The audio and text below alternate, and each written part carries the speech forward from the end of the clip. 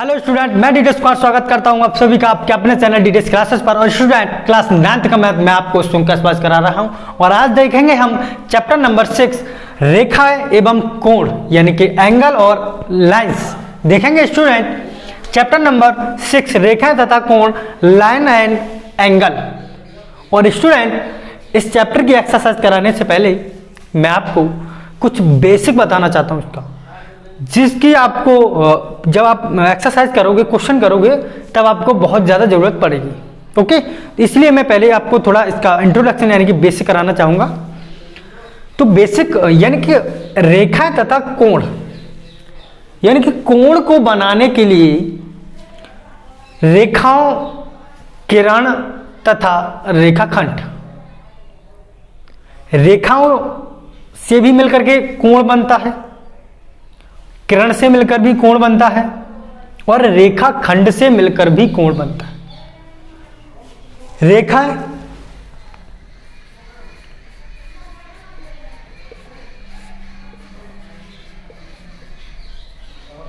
किरण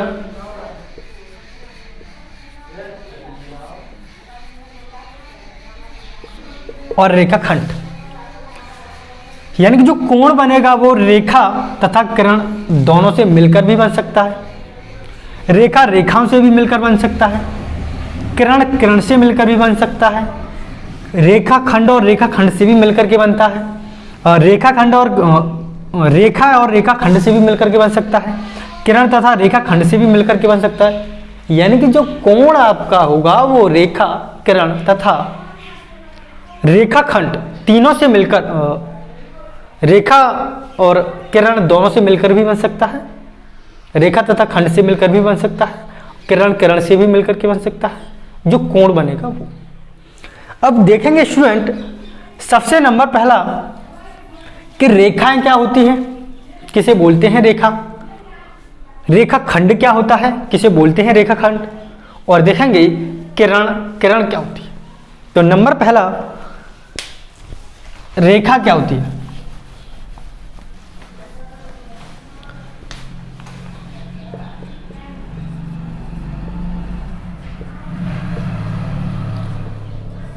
रेखाएं क्या होती है। रेखाएं तो दो बिंदुओं के बीच में स्थित, जैसे मान लो ये दो बिंदु हैं और इन दो बिंदुओं के बीच में स्थित ये जो रेखा है, ये जो लाइन खींची हुई है, इसे रेखा बोलते हैं। और लेकिन दो बिंदुओं के बीच में तो स्थित है, लेकिन ये जो बिंदु है ये इस रेखा पर नहीं है। क्या कह रहे हो कि बिंदु भी है और नहीं भी है। ये बिंदु तो है इस पे, लेकिन ये जो बिंदु है ये अनंत पर जाकर के स्थित है। ये जो दोनों बिंदु हैं ये कहां है, अनंत पर जाकर के स्थित है। यानी कि दो बिंदुओं के बीच की दूरी और वो बिंदु भी कहां है, अनंत पर जाकर के स्थित है। तो आपने अनंत देखा है, अनंत तो अनंत है ना, तो मैंने देखा है ना तो अनंत आपने देखा है। अगर इधर भी अनंत देखो, इधर भी अनंत पर है और इधर भी अनंत पर है, ये रेखा इस प्रकार होगी। यानी कि आप जितना चाहो अनंत पर, इधर जितना चाहो उतना खींच सकते हो इस रेखा को। अगर आप इधर चाहो इधर भी इतना ही खींच सकते हो, जितना चाहो उतना। अनंत तो अनंत है, जितना चाहो उतनी रेखा आप बड़ी कर सकते हो। यानी कि जितना चाहो उतनी रेखा क्या कर सकते हो, खींच सकते हो। ओके, तो ये क्या होती है, रेखा। यानी बिंदु तो होते हैं, लेकिन बिंदु कहाँ है, अनंत पर स्थित होते हैं। तो अनंत तो आपने ना तो आपने देखा है ना मैंने अनंत देखा है, तो क्या है, ये क्या होती है, रेखा। इस प्रकार की रेखा। और इसे जैसे मान लो ये पॉइंट है, मान लो ये ए है, मान लो ये बी है, तो रेखा जो होती है वो इस प्रकार दर्शाते हैं रेखा को, रेखा। राइट, ये क्या होती है, रेखा। अब देखेंगे रेखा खंड क्या होता है।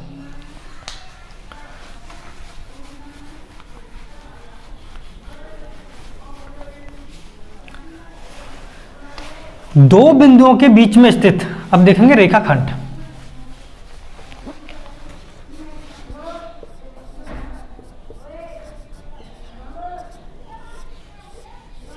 रेखाखंड। तो दो बिंदुओं के बीच में स्थित, ये जो दो बिंदुओं के बीच में से ये जो रेखा है, ये जो लाइन है, इसे ही बोलते हैं रेखाखंड, यानी कि रेखा और रेखा का खंड। जैसे मान लो कोई एक ये रेखा है, मान लो इस पे ये बिंदु है, ये बिंदु है, ये बिंदु है, ये बिंदु है, ये बिंदु है, और ये भी बिंदु है। तो ये क्या है, ये कोई रेखा है, और इस पर क्या है, ये भी बिंदु है, ये बिंदु है, ये बिंदु है, ये बिंदु है। अगर मैं इसे एक बिंदु को यहां से इस बिंदु को निकालूं तो ये क्या, इस पूरी रेखा का एक खंड ही तो है। अरे इस पूरी रेखा का ये क्या है, एक खंड ही तो है। तो इसे क्या बोलेंगे, रेखाखंड। यानी कि ये जो बिंदु हैं ये अनंत पर स्थित नहीं है, ये मुझे भी पता है और आपको भी पता है, ये मुझे भी दिख रहा है और आपको भी दिख रहा है, लेकिन अनंत किसी ने नहीं देखा है। अनंत क्या है, अनंत तो अनंत है, राइट। तो ये क्या है स्टूडेंट, रेखाखंड। दो बिंदुओं के बीच में ये जो स्थित लाइन है, ये जो रेखा है, इसे बोलते हैं रेखाखंड। उम्मीद है स्टूडेंट आपकी समझ में आ गया होगा रेखाखंड। अब बात करेंगे किरण।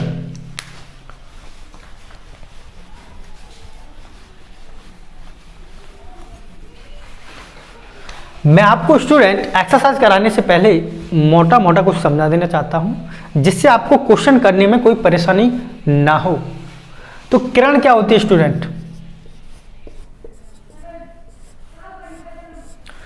किरण स्टूडेंट क्या होती है, किरण होती है किसी भी बिंदु से, मान लो इस प्रकार एक बिंदु से ये एक रेखा खींची गई है, किसी पर्टिकुलर बिंदु से खींची गई रेखा, और जो रेखा खींची गई है वो अनंत तक जाए। उस रेखा का भी पता नहीं है, पर्टिकुलर बिंदु तो उसका पता कि बिंदु ये है, आपको उसका बिंदु पता है कि बिंदु ये है, लेकिन उसका आपको ये नहीं पता कि ये रेखा कहां तक जा रही है।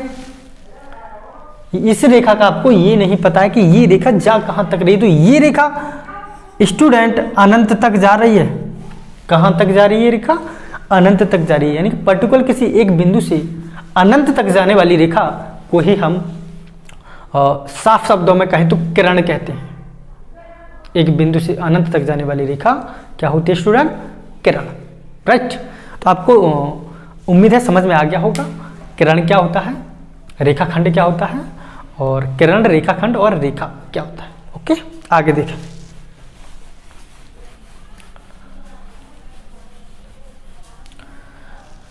उसके बाद मैं आपको बताता हूं स्टूडेंट कोण, कोण किस प्रकार बनता है, यानी कि कोण का निर्माण कैसे होता है। तो मैंने आपको बताया, या तो आप किरण किरण दोनों को मिला रहे हो तो भी कोण बन सकता है, या आप रेखाखंड को मिला रहे हो किरण से तो भी कोण बन सकता है, या आप रेखा रेखा को मिला रहे हो तो भी कोण बन सकता है। ओके, अगर स्टूडेंट मान लो ये मैंने एक कोई किरण ली है, और मान लो ये एक मैंने कोई किरण ली है, राइट। ये मैंने कोई किरण ली है, मान लो ये ओ एक किरण है, मान लो ये पी बी, ये एक किरण है, ये भी एक किरण है और ये भी एक किरण है। तो इससे कोण का निर्माण कैसे होगा। तो किसी भी ये जो दोनों रेखा हैं, यानी कि दोनों रेखाओं के अगर दोनों बिंदुओं को मैं अगर आपस में मिला दूं, अगर दोनों रेखाओं के बिंदुओं को आपस में मिला दिया जाए तो उनके बीच में जो आने वाला झुकाव है वही क्या होगा, कोण। जैसे ये दो रेखाएं हैं, अगर मैं रेखाओं को स्टूडेंट ये मान लो ये ऐसे करके रेखा थी, ये ओ पॉइंट था और ये ए था, राइट। और ये एक रेखा ये थी, ये पी पॉइंट था, और मान लो ये बी, राइट। एक किरण ये है और एक किरण ये है। अगर मैंने किरण के दोनों जो बिंदु हैं, अरे किरण है इसका छोर तो आपको पता ही नहीं है, अनंत तक जा रहा है, राइट ना। तो इसका पता है कहां तक जा रहा है, ये भी राइट तक जा रहा है, यानी कि इसके बिंदु तो आपको पता है ना। अगर आप इन रेखाओं के इन किरणों के बिंदुओं को मिलाते हो, उनसे मिलकर, जैसे ये एक रेखा ये है, मान लो ये रेखा इस प्रकार है, राइट, और मान लो ये रेखा ये है जो इस प्रकार है, ये ए है, ये बी है, और ये ओ और पी, यानी कि दोनों क्या है आपस में मिले हुए हैं। तो मान लो यहां ये बिंदु ओ है, यानी कि दोनों क्या है आपस में, दोनों किरणों के क्या है मैंने बिंदु यहां मिला दिए हैं। तो इनसे बनने वाला ये जो झुकाव है, ये किरण है, ये किरण है, तो इनसे दोनों के झुकाव से मिलकर जो बनता है, ये झुकाव जो मिलकर के बनता है, इसे क्या बोलते हैं हम, कोण, और इसे थीटा से प्रदर्शित करते हैं।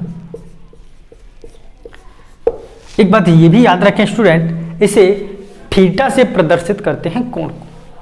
अब कहो कि आप थीटा कहां से आ गया, तो थीटा ये थीटा पाई वगैरह थीटा पाई अल्फा बीटा, ये क्या है, ये ग्रीक भाषा के शब्द हैं, राइट। तो ये क्या है, थीटा को हम किससे प्रदर्शित करते हैं स्टूडेंट, कोण को हम किससे प्रदर्शित करते हैं, थीटा से। और इस प्रकार किरण से बनने वाला ये क्या है, कोण इस प्रकार बनता है, राइट। अब देखेंगे, आपको ये भी बता दें कोण बनता किस प्रकार है। अब देखेंगे कोण कितने प्रकार के होते हैं, देखेंगे कोणों के बारे में, कोण कितने प्रकार के होते हैं। तो मैंने यहां स्टूडेंट कुछ कोण लिखे हुए हैं। नंबर पहला कोण, नंबर पहला है मार्कर, नंबर पहला है स्टूडेंट न्यून कोण। अब न्यून कोण क्या होता है, अगर आपको याद रखना है, इसका एक बेस्ट मैं आपको तरीका बताता हूं। देखो ये क्या है, ये इस प्रकार बनता है चतुर्थांश, राइट। ये होता है यहां 0, 90, 180, 270 और 360, यह, राइट। तो जो न्यून कोण होता है वो इस वाले भाग में, ये जो न्यून कोण होता है वो यहां बनता है, ऐसे यहां कहीं बनेगा इस प्रकार। आपको याद करने के लिए बता रहा हूं मैं। तो ये जो चतुर्थांश में यहां 90 से 0 से 90 तक इसके बीच में जो बनने वाला कोण क्या है, उस कोण को बोलते हैं न्यून कोण। इसका मतलब समझते हो, यानी जो आपका न्यून कोण होगा वो 0 से तो बड़ा होगा और 90 से क्या होगा, छोटा होगा। जो बनने वाला न्यून कोण होगा वो क्या होगा, तो यहां लिखेंगे जो न्यून कोण होगा, जो न्यून कोण होगा यानी कि थीटा जो कोण होगा वो 0 से तो बड़ा होगा और 90 से, यानी कि 90 डिग्री से क्या होगा, छोटा होगा। यानी कि जो कोण होगा वो 0 से बड़ा होगा लेकिन 90 से क्या होगा, छोटा होगा। और वो कौन सा कोण होता है, न्यून कोण। उम्मीद आपको समझ में आ गया होगा, यानी कि एक्यूट एंगल, राइट। दूसरा देखेंगे समकोण। और समकोण कोण जो होता है स्टूडेंट वो ये होता है पूरा, ये यहां तक। और जो समकोण कोण होता है वो स्टूडेंट 90 अंश का होता है। कितना होता है वो, 90 अंश का समकोण। न्यून कोण हो गया, समकोण हो गया, उसके बाद में आया अधिक कोण। अब जो अधिक कोण होता है वो, जो अधिक कोण होता है वो 90 से तो बड़ा होता है और 180 से छोटा होता है। यानी कि अधिक कोण फिर बनेगा कहां, यहां बनेगा, ऐसे ऐसे करके कहीं यहां बनेगा ऐसे। यानी कि जो आपका क्या है अधिक कोण है वो कहां बनेगा, यानी कि 90 से तो बड़ा बनेगा लेकिन 180 से क्या बनेगा स्टूडेंट, छोटा बनेगा। आप इस पैराग्राफ को याद रखो, ये आपका एक अच्छा बेस्ट तरीका है याद करने का, राइट। तो ये क्या है, जो अधिक कोण क्या होगा वो 90 से तो बड़ा होगा लेकिन 180 से क्या होगा स्टूडेंट, छोटा होगा। तो क्या होगा, जो अधिक कोण है थीटा, जो अधिक कोण है वो 90 से तो स्टूडेंट छोटा होगा, यानी कि 90 से क्या होगा स्टूडेंट, 90 से तो बड़ा होगा, एक मिनट, यानी कि 90 से तो क्या होगा स्टूडेंट, बड़ा होगा, और 180 से क्या होगा स्टूडेंट, छोटा होगा। यानी कि 180 से क्या होगा, छोटा होगा, यानी कि 90 से तो बड़ा है। देखो 90 के बाद में ये बड़ा ही चलता रहा, यानी कि 90 से तो बड़ा है लेकिन 180 से क्या है, छोटा है। 90 से तो देखो बड़ा है, ये बनने वाला जो कोण है अधिक कोण 90 से बड़ा है, लेकिन 180 से क्या है, छोटा है। राइट, देखेंगे अगला कोण रिजु कोण, स्ट्रेंथ एंगल। रिजु मतलब समझते हो, रिजु मतलब होता है रेखा, यानी कि रेखा पर बनने वाला कोण। और रेखा पर बनने वाला कोण, मान लो अगर इस चतुर्थांश में से अगर मैं इस रेखा को हटा दूं, सिर्फ इस रेखा को रखूं इस प्रकार, अगर मैं इस रेखा को रखता हूं स्टूडेंट, तो यहां से यहां तक कितना कोण बैठ रहा है, ये 90 अंश, और ये कितना है 90 अंश। अगर मैं यहां से इस लाइन को हटा दूं इस प्रकार, ऐसे बना दूं इस लाइन को, राइट, एक लाइन ऐसे करके, ये है ये वाली लाइन, अगर मैं इस लाइन को ऊपर से हटा दूं तो ये बनने वाला कोण कितना होगा, अरे 90 ये है, 90 ये है, तो कितने का बनेगा ये, 180 का। रिजु कोण कितने का बनेगा, 180 अंश का। समझ में आ रहा है, यानी कि क्या है, अगर ये रेखा नहीं होगी, यानी कि रेखा पर बनने वाला कोण, और किसी भी रेखा पर अगर ये कोण बनेगा, तो ये देखो एक रेखा ही, तो अगर मैं इस लाइन को, इस रेखा को हटा देता हूं तो फिर यही रेखा तो बचेगी। और टोटल जो क्या होता है, देखो स्टूडेंट, अगर यहां से देखो मैं 0 से गया, यहां से ऐसे घूम के आया 360 पे, 360 पे गया ना, अगर मैं यहां से घूम के पूरा गोला अगर मैंने घूमा है तो मैं 360 घूमा हूं। और गोला क्या है स्टूडेंट, अगर मान लो ये कोई रेखा है, पूरा गोला कितने का होता है, 360 का, तभी तो मैं ऐसे घूम के आया हूं 360। अगर मैं इस गोला में से स्टूडेंट आधा कर दूं इस प्रकार, इस प्रकार अगर मैं आधा कर दूं, तो ये क्या, एक रेखा पर, ये जो कोण एक रेखा पर ही तो बना है, तो पूरा कितना होता है 360 का, तो ये कितना का होगा, 180 का।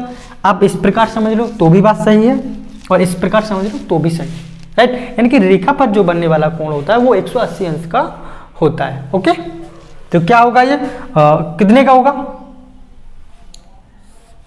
180 अंश का, यानी कि रिजु कोण क्या होगा, 180 अंश का।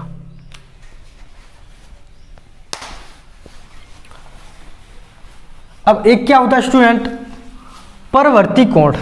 क्या है, परवर्ती कोण। जो परवर्ती कोण होता है स्टूडेंट, जो परवर्ती कोण होता है वो 180 से तो बड़ा होता है और 360 से छोटा होता है।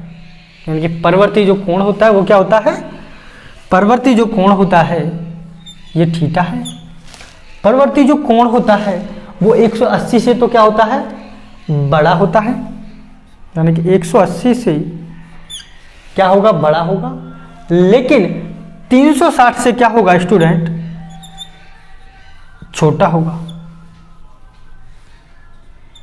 ये जो परवर्ती कोण है ये 180 से तो स्टूडेंट बड़ा है और 360 से क्या है, छोटा है, राइट। आगे पूरक कोण। अब पूरक कोण क्या होता है, अब जो बात करेंगे हम दो एंगल को लेकर के बात करेंगे, पूरक, संपूरक, आसन कोण और रेखिक कोण। पूरक कोण में क्या होता है स्टूडेंट, जो पूरक कोण होता है वो होता है θ1 प्लस θ2 इक्वल टू 90। यानी कि जहां दो थीटाओं का योग अगर 90 है तो वो क्या है स्टूडेंट, पूरक कोण है। दो थीटाओं का योग क्या है, पूरक कोण। जैसे मान लो ये कोण है, राइट, ये क्या है, समकोण है,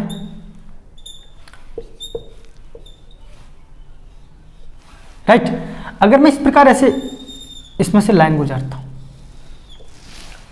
ये टोटल क्या है, समकोण है तो 90 का होगा। तो ये थीटा मान लो अगर तुम्हारा 30 डिग्री का है तो ये कितने का होगा, 60 डिग्री का। ये 30 का है, ये 60 का है। यानी कि θ1 प्लस थीटा 2 बराबर अगर 90 अंश है तो वो क्या है, पूरक कोण है। एक दूसरे के क्या है, ये पूरक है। यानी कि थीटा 1 प्लस थीटा 2 जहां 90 अंश होता है वहां क्या होता है, पूरक कोण, राइट। संपूरक देखो, जहां theta 1 plus theta 2 equal to कितना होना चाहिए, 90। और संपूरक में क्या है, जहां theta 1 plus theta 2 equal to होना चाहिए 180 अंश। यानी कि ये थीटा 1 अगर मान लो ये कोण है, यहां से ऐसे मैंने कोई ऐसे रेखा गुजारी, राइट, ये रेखा है, तो एक कोण तो ये बनेगा, एक कोण ये बनेगा। आपको वैसे भी लग रहा होगा ये छोटा कोण है, ये बड़ा कोण है, यानी थीटा 1 मान लो और थीटा और 2 मान लो इसको, राइट। तो क्या है, मान लो ये 80 का है, तो ये कोण कितने का होगा, 100 का। जब ये 80 का है, ये 100 का है, तो थीटा 1 प्लस थीटा 2 कितना बैठ रहा है, 180। तो इन्हीं को क्या बोलते हैं, संपूरक कोण। क्या है, एक दूसरे के संपूरक, यानी कि थीटा 1 प्लस थीटा 2 बराबर कितना होना चाहिए, 180 अंश होना चाहिए, उसे बोलते हैं संपूरक कोण। पूरक कोण थीटा 1 प्लस थीटा 2 90 अंश होना चाहिए, संपूरक कोण थीटा 1 प्लस थीटा 2 180 अंश होना चाहिए, राइट। अब देखो, अब क्या है, आसन्न कोण। आसन्न कोण क्या होता है स्टूडेंट, क्या है आसन्न कोण, आसन्न कोण, आसन्न कोण। तो आसन्न कोण क्या होता है, आसन्न कोण होता है स्टूडेंट, मान लो ये किरण ए है, इसको नाम देते हैं V, और मान लो ये बिंदु O है, राइट। और इससे इस प्रकार एक रेखा जा रही है और ये मान लो C है, राइट। तो आसन्न कोण क्या होता है, ये जो रेखा जा रही है, ये जो रेखा जा रही है, ये इस कोण के लिए भी यही रेखा है। और अगर इस कोण का मान देखा जाए तो इस कोण के मान के लिए भी यही रेखा है, यानी कि इस कोण के लिए भी यही रेखा का प्रयोग हो रहा है और इस कोण के लिए भी इसी रेखा का प्रयोग हो रहा है। यानी कि ये रेखा क्या है, आसन्न है, यानी कि ये दोनों कोण क्या है, इस रेखा पर आसन्न है। यानी कि ये रेखा क्या है, इन दोनों कोण के बीच में उभयनिष्ठ है। उभयनिष्ठ होने से मतलब है ये उस कोण में भी काम करेगी और अगर इस कोण का देखा जाए तो ये इस कोण में भी काम करेगी। तो इस प्रकार बनने वाला कोण होता है आसन्न कोण। क्या होता है स्टूडेंट, आसन्न कोण। उम्मीद आपको समझ में आ गया होगा आसन्न कोण। आसन्न का मतलब होता है स्टूडेंट, एक ही रेखा अगर दो कोणों का देखो निर्माण कर रही है, यानी कि इसी रेखा से ये भी कोण बन रहा है और इसी रेखा से ये भी कोण बन रहा है, तो ये क्या होता है, आसन्न कोण, राइट। आगे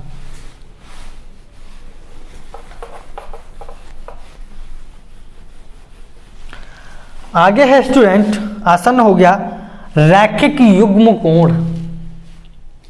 क्या होता है, आगे क्या है, रैखिक युग्म कोण, यानी कि रेखा पर बनने वाला कोण युग्म के साथ, रैखिक युग्म कोण।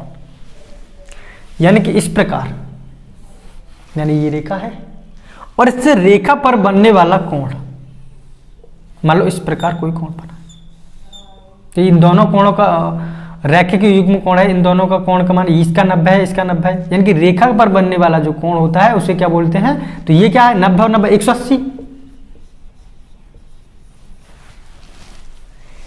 90 और 90 क्या हो जाएगा स्टूडेंट, 180। या ऐसे भी नहीं है, ऐसे रेखा है, मान लो ऐसे ये रेखा ऐसे करके आई तिरछी, तो ये कोण छोटा होगा, ये बड़ा होगा, दिख रहा है आपको। जैसे मान लो ये 60 का है तो ये 120 का होगा, 120 का।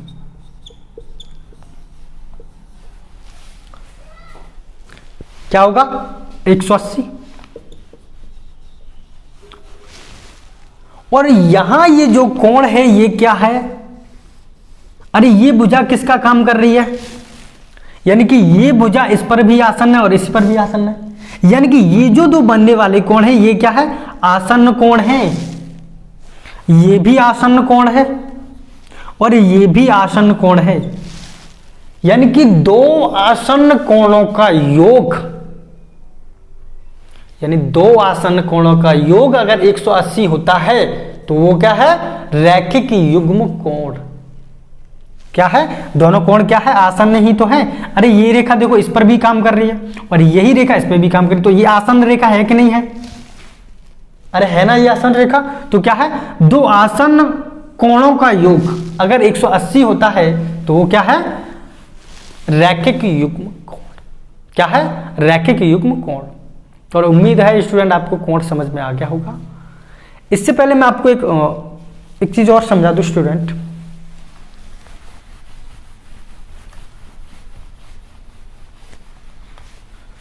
जैसे मान लो ये कोई कोण है, ये ए है, ये बी है, ओके, और ये ओ बिंदु सी है, राइट। ये थीटा है कोण, कुछ भी मान लो, मान लो ये 90 का ऐसे मान लो, चलो, राइट, थीटा बराबर 90। तो इस कोण को लिखेंगे कैसे? यानी कि ये जो बिंदु है, ये कोण कहां बन रहा है, यहां पे, तो यहां बिंदु क्या है, ओ। तो इस कोण को लिखने का तरीका ये है कि ए ओ बी, ओ बराबर यहां, ओ का ही तो, ओ पर ही तो बन रहा है ये कोण, यहां कितना बन रहा है, 90। तो ए ओ बी बराबर 90 अंश, कोण ए ओ बी बराबर 90 अंश। इस प्रकार लिखते हैं कोण को, यानी कि जिस पर जो कोण बनता है उसे बीच में लिया जाता है। कहां लिया जाता है, उसे बीच में लिया जाता है जिस पर कोण बनता है, राइट। तो यहां कोण किस पर बनना, ओ पे, तो क्या लिया है मैंने, यहां ओ बीच में लिया है ना। तो इसी प्रकार आपको करना है, जहां कोण बने वो कहां लेना है, बीच में लेना है, राइट। अब देखेंगे एक और चीज मैं आपको बताना चाहता हूं, शीर्षाभिमुख कोण। एक चीज और समझा दूं मैं आपको, जरूरत पड़ेगी आपको स्टूडेंट, शीर्षाभिमुख कोण।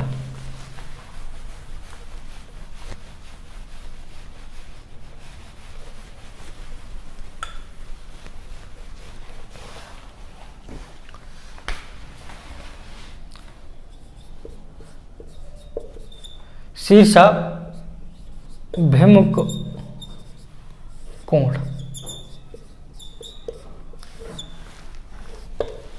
शीर्षाभिमुख कोण। शीर्षाभिमुख कोण से पहले मैं आपको ये चीज और समझा दूं, एक होती है अप्रतिच्छेद रेखा और एक होती है प्रतिच्छेद रेखा। क्या होती है, एक तो होती है प्रतिच्छेद रेखा, एक होती है अप्रतिच्छेद रेखा। प्रतिच्छेद रेखाएं और एक होती है अप्रतिच्छेद रेखाएं, अप्रतिच्छेद।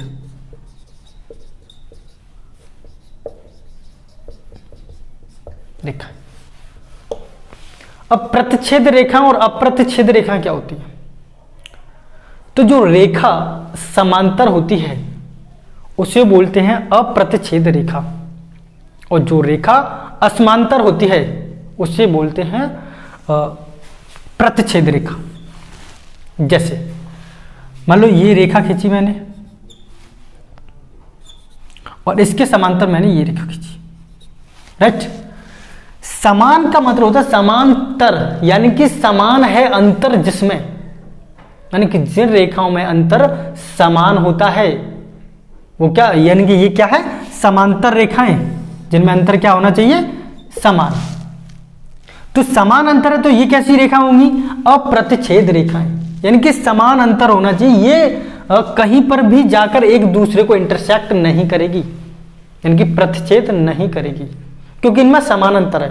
अगर किसी भी रेखा में अंतर समान नहीं है तो वो हमेशा और हमेशा प्रतिच्छेद रेखा होगी, क्योंकि वो कहीं ना कहीं जाकर उसका पॉइंट मिलेगा, यानी कि वो एक दूसरे को कहीं ना कहीं जाकर के अवश्य काटेगी जिसमें अंतर समान नहीं होगा। जैसे मान लो एक रेखा मैंने ऐसे खींची और एक रेखा मान लो मैंने ऐसे खींची, तो क्या ये अंतर जो है ये समान है, नहीं है ना इसका अंतर समान। तो ये क्या है, एक जगह जाकर जरूर एक दूसरे को क्या करेगी, इस प्रकार प्रतिच्छेद करेगी। तो जो ये क्या समांतर रेखा जो होती है वो क्या होती है, अप्रतिच्छेद रेखा, और जो असमांतर रेखा होती है वो होती है प्रतिच्छेद रेखा। ये तो होती है समांतर रेखा और ये क्या होती है, असमांतर रेखा। राइट, आपको समझ में आ गया होगा समांतर और असमांतर, प्रतिच्छेद और अप्रतिच्छेद, यानी कि एक दूसरे को प्रतिच्छेद करती है वो प्रतिच्छेद रेखा, और प्रतिच्छेद रेखा कौन सी होती है, जो असमांतर होती है, जिनमें असमान अंतर होता है, यानी कि अंतर समान नहीं होता। राइट, अब देखें शीर्षाभिमुख कोण। शीर्षाभिमुख कोण में सिर्फ मैं आपको इतना बताता हूं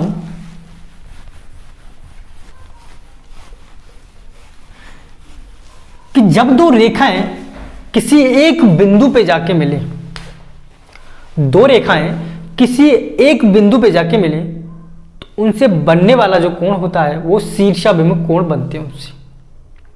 दो रेखा अगर किसी बिंदु पे जाके मिलती हैं तो उनसे बनने वाले जो कोण होते हैं वो शीर्षाभिमुख कोण होते हैं। जैसे मान लो एक रेखा ऐसे करके है और एक रेखा ऐसे करके, राइट, एक रेखा ये है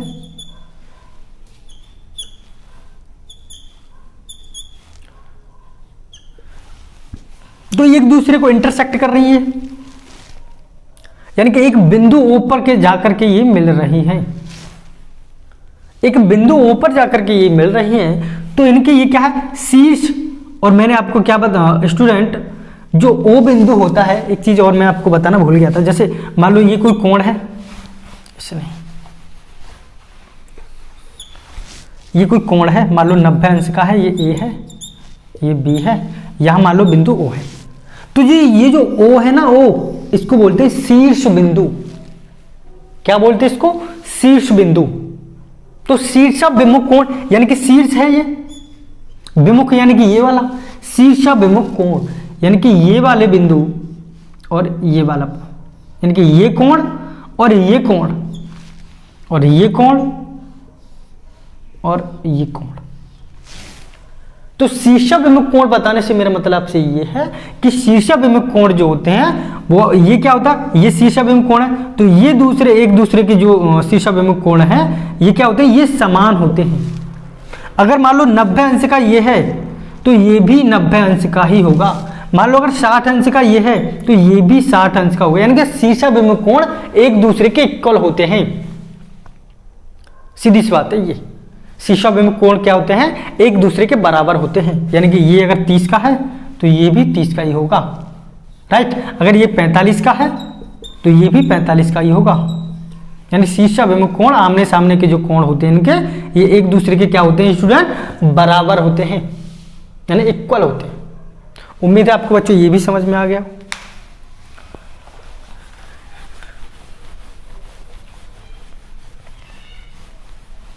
तो स्टूडेंट अब देखेंगे हम एक्सरसाइज 6.1 का क्वेश्चन नंबर पहला। जो भी महत्वपूर्ण जो पॉइंट था वो मैंने आपको बता दिया है।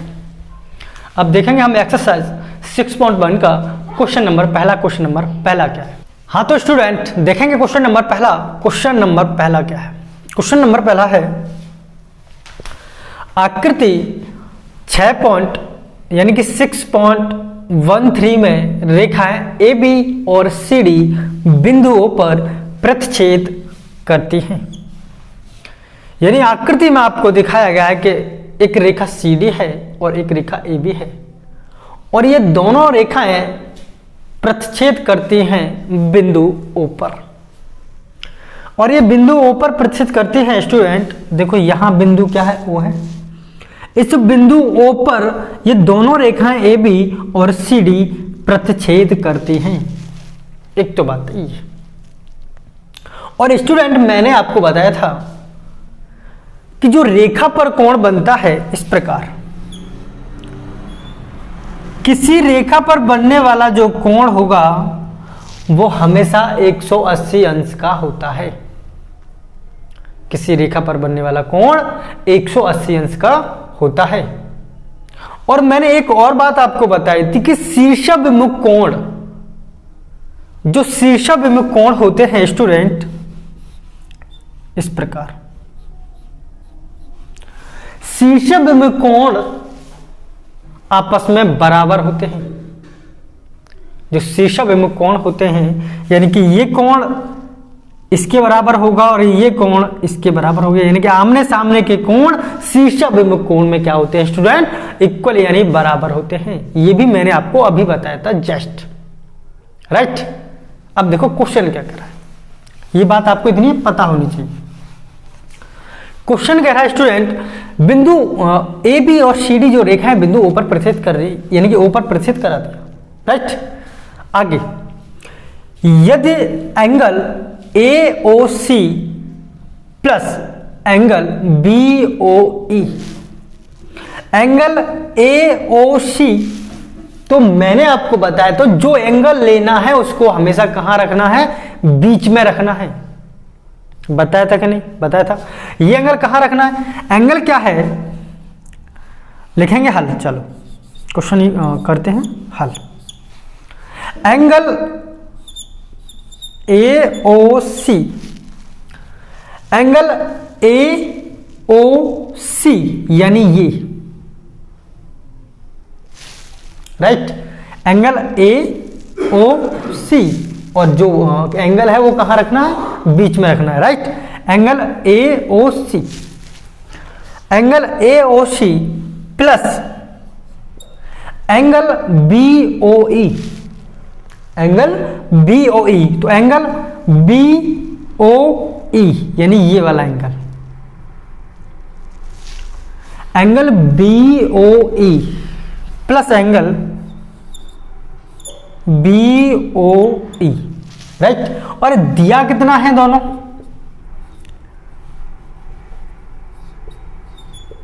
सत्तर अंश। कितना दिया है, एंगल बी ओ सी यानी कि एंगल ये वाला एंगल और एंगल बी ओ ई यानी ये वाला एंगल, इन दोनों एंगल का योग दिया है आपको 70 अंश, यानी कि ये दोनों का अगर योग करोगे तो दोनों एंगल 70 अंश के हैं। लेकिन हमें ये नहीं पता कि ये कितने का है और ये कितने का है, हमें ये तो नहीं पता ना कि अगर एंगल मान लो ये एंगल 70 है तो आधा आधा तो नहीं कर सकते हम इसमें कि 35 ये हो और 35 ये हो, 35-35 में तो विभाजित नहीं कर सकते इसको, क्योंकि दोनों का जोड़ जो यानी कि दोनों का जो प्लस है वो कितना है, 70 अंश है, राइट। तो ये क्या है, दोनों 70 अंश के। अभी मैं इसको नहीं छू रहा, ओके, इसको मैं अभी छू ही नहीं रहा हूं, तो ये तो बस इतना दिया है कि आपको ये दे रखा है, बात करेंगे इस पे भी। अब देखो और भी क्या दिया है उसमें, और भी दिया है एंगल बी ओ डी 40 अंश है, एंगल बी ओ डी। तो एंगल बी ओ डी देखेंगे तो angle B O D, angle B O D यानी कि ये वाला angle, angle B O D. तो ये एंगल कितने का दिया है, ये जो एंगल है ये कितने का दिया है, 40 अंश का, right. Angle B O D बराबर 40, राइट। अब आपको ये जो एंगल है, ये दोनों रेखाएं क्या कर रही हैं, आपस में प्रतिच्छेद कर रही हैं। अगर मैं इस रेखा को देखो, ये रेखा ऐसे जा रही है और ये रेखा ऐसे जा रही है, यानी कि दोनों रेखाएं आपस में प्रतिच्छेद कर रही है, यानी कि ये दोनों जो बनने वाले कोण होंगे ये क्या होंगे, शीर्षाभिमुख कोण।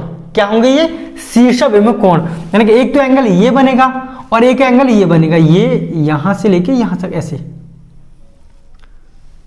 ये वाला एंगल। ये दोनों एंगल आपस में क्या होंगे, बराबर होंगे। इधर ये दोनों एंगल आपस में क्या होंगे, बराबर होंगे, क्योंकि दोनों क्या बन रहे हैं, शीर्षाभिमुख कोण।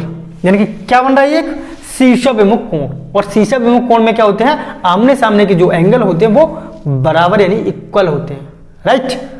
तो ये 40 है स्टूडेंट,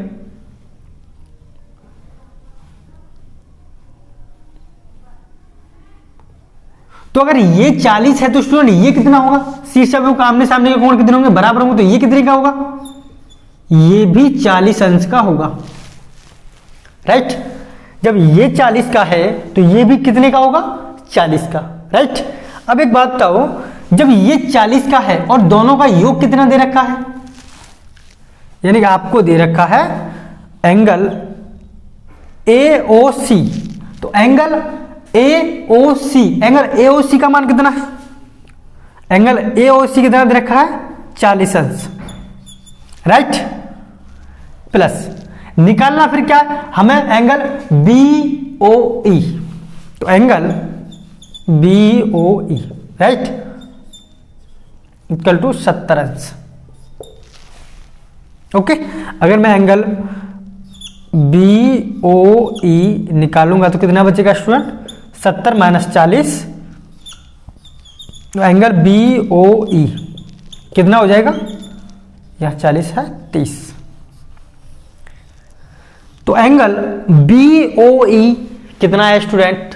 30 अंश, यानी जो एंगल BOE है ये कितने अंश का होगा? 30 अंश का। एंगल BOE कितने का है? 30 अंश का, और दोनों को मिला लो 30 और 40, यानी 40 और 30 कितना होगा? 70 अंश।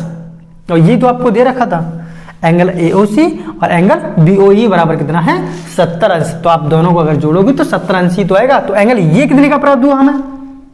एंगल 30 अंश का। एक तो बात है ये, राइट। अब देखो एंगल क्या पूछा है? एक तो पूछा था आपको एंगल BOE, एंगल BOE एक निकल गया। एंगल BOE इस वक्त आपके पास मौजूद है। एंगल BOE कितना स्टूडेंट? 30 अंश। अब क्वेश्चन में पूछा क्या है? अब क्वेश्चन में पूछा है और प्रतिवर्ती COE ज्ञात कीजिए, यानी कि प्रतिवर्ती COE ज्ञात करना है। तो COE क्या है? एंगल COE, यानी कि COE ये है, राइट। एंगल COE ये तो बन रहा है। तो क्वेश्चन में कह रहा है कि COE नहीं ज्ञात करना है आपको, COE का प्रतिवर्ती ज्ञात करना है। एंगल COE ज्ञात नहीं करना आपको, एंगल COE का प्रतिवर्ती ज्ञात करना। प्रतिवर्ती बोले तो इसका क्या है? ये एंगल है, इसका प्रतिवर्ती ये ज्ञात करना है, यहां से लेकर के यहां तक ये एंगल आपको ज्ञात करना है। एंगल COE का प्रतिवर्ती ज्ञात करना है, राइट।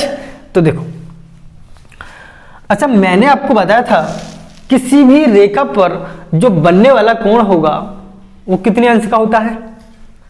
180 अंश का, राइट। तो जब अगर इस रेखा को मैं मानूं, जैसे ये कोई रेखा है, ओके, अगर ये मेरी एक रेखा है तो इस पे अगर पूरा मैं यहां से यहां तक ऐसे करके कोण बनाऊं तो ये कोण कितने अंश का बन जाएगा स्टूडेंट? 180 अंश का, राइट। कितने का बनेगा ये? यहां से यहां तक 180 अंश का बनेगा।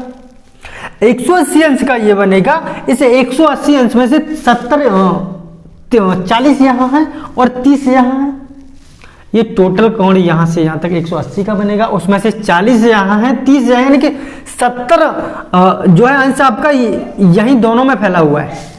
यानी कि 40 यहां है, 40 अंश का ये कोण है और 30 अंश का ये कोण है, यानी कि ये कितने का है? टोटल कितना हो गया? 70 अंश। 70 में से 180 में से अगर आप 70 घटाओगे तो जो बचने वाला कोण है वही तो ये होगा, एंगल COE।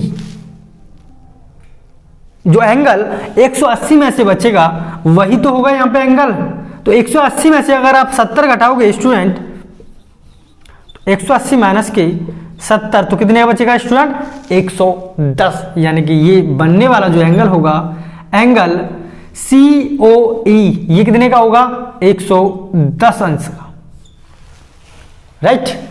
एंगल COE कितने का बनेगा? 110 अंश का। एक तो बात है ये।